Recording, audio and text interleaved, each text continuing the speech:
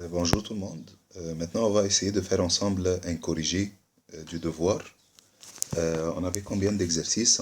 On avait en fait les QCM, exercices 16, 17, 18, 20, 1 et 2 et 22. Commençons par les QCM. L'énergie cinétique d'un objet en mouvement dépend. D'après la formule, l'énergie cinétique est égale à demi fois masse fois vitesse au carré. L'énergie cinétique est directement proportionnelle avec la masse et carré de la vitesse. Alors, masse est l'altitude de l'objet, vitesse est l'altitude de l'objet, masse et la vitesse de l'objet. La bonne réponse est C. Très bien. Si on double la masse d'une voiture qui roule, l'énergie cinétique de la voiture reste la même et doublée et multipliée par 4. Comment savoir? On a une formule. L'énergie cinétique est égale demi fois m fois vitesse au carré. Si on double la masse d'une voiture, d'accord, c'est-à-dire la masse, par exemple, était 1 kg. Dans cette formule, ça va être demi fois 1 fois v au carré. Maintenant, la masse est doublée. C'est 2 kg. L'énergie cinétique sera combien? Demi fois 2 fois v au carré. Donc, qu'est-ce qui va se passer en fait? L'énergie cinétique est doublée aussi.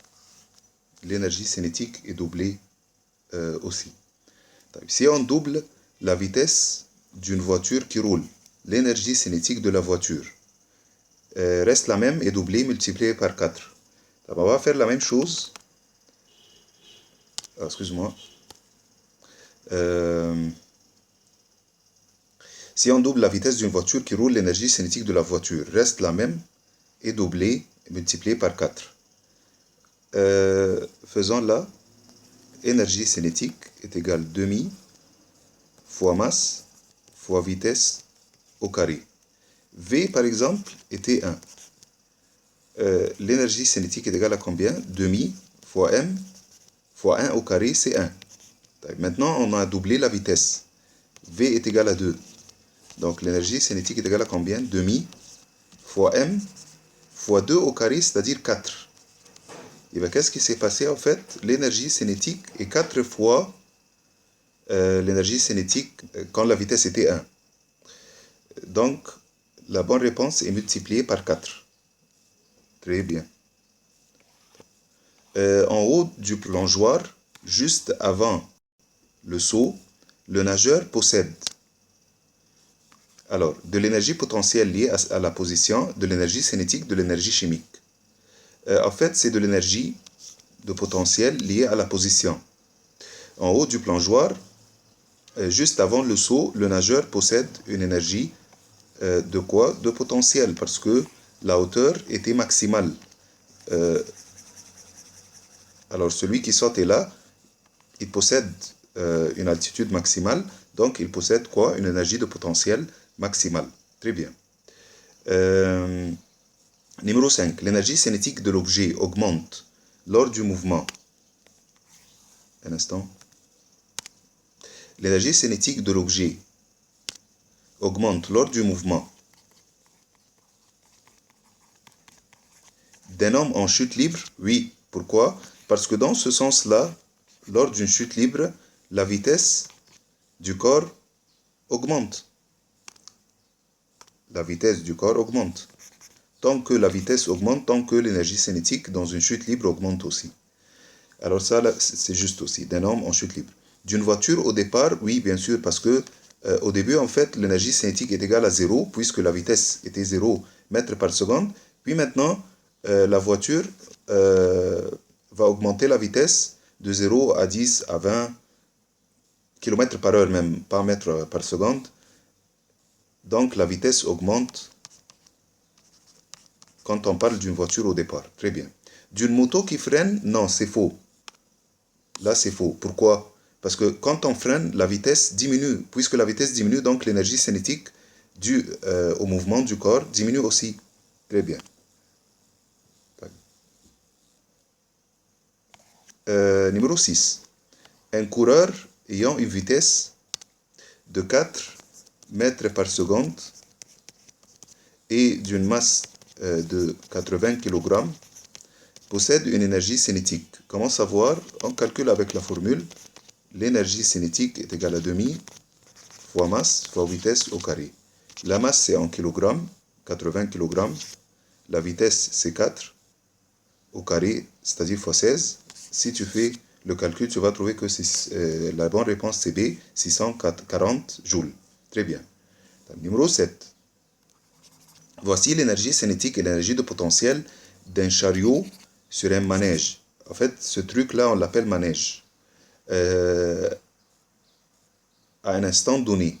Où est le chariot à cet instant? En fait, on a dit l'énergie mécanique du corps, c'est la somme de deux énergies. Énergie de cinétique, énergie potentielle. La somme des deux. Tu as fait attention, l'énergie cinétique a une petite valeur, ou l'énergie de potentiel a une grande valeur. La somme des deux, c'est l'énergie mécanique. Prenons numéro A. En fait, là, c'était juste au départ. C'est-à-dire que la voiture ou bien le chariot a commencé à bouger un petit peu vers le bas. Donc, le chariot possède une énergie cinétique, mais c'est trop petite en fait, l'énergie cinétique, parce que la vitesse était trop petite. Et en même temps, l'altitude est très grande là, donc l'énergie de potentiel est grande. Donc la bonne réponse, en fait, c'est A. Donc, si on regarde B, en fait, B, à ce moment-là, l'énergie de potentiel était maximale ou l'énergie cinétique est égale à 0, parce que l'énergie cinétique est égale à 0 joule, parce que la vitesse là était 0. Qu'est-ce qui se passe en fait? Le chariot, ça monte sur le manège, puis il y en a un moment là où le chariot s'arrête. Donc l'énergie cinétique est égale à 0 en ce moment-là. Mais en fait, si tu regardes bien, là, il t'a donné une petite énergie cinétique. On a une énergie cinétique, donc on a une petite vitesse. Ou c'est faux, bien sûr. Pourquoi? Parce que en bas, l'énergie de potentiel était égale à 0 joule. Pourquoi? Parce que la hauteur est égale à 0. Parce que l'énergie de potentiel est égale à m fois g fois h. Si la hauteur est 0, donc l'énergie de potentiel est égale à 0. Donc c'est faux aussi. La bonne réponse c'est A.